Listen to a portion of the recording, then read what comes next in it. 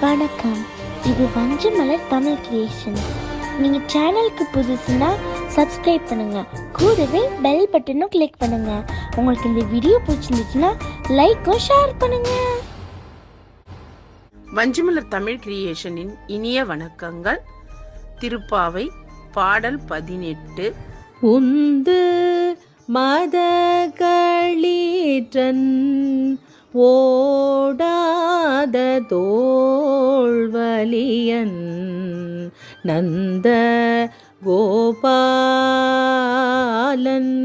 மருமகளே ந பின்னாய் கந்தம் கமழும் குழலி கடை திரவாய் வந்தெங்கும் கோழி அழைத்தன காண் மாதவி பந்தல் மேல் பல்கால் குயிலினங்கள் கூவினகாள்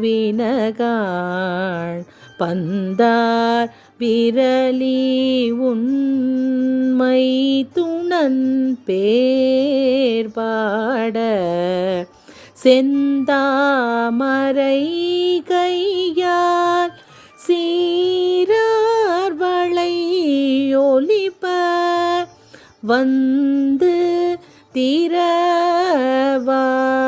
மகிழ்ந்தேலோரெம்பாவாய்.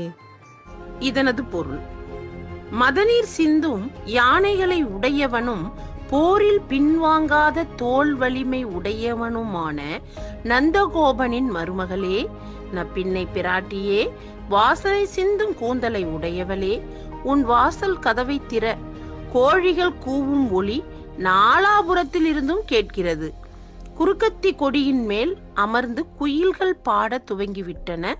பூப்பந்தை போன்ற மென்மையான விரல்களை கொண்டவளே, உன் கணவனின் புகழ்பாட நாங்கள் வந்துள்ளோம். அளவு மாறாத உன் அழகிய வளையல்கள் ஒலிக்க செந்தாமரை கையால் உன் வாசல் கதவை திறந்தால் எங்கள் உள்ளம் மகிழ்ச்சி அடையும்.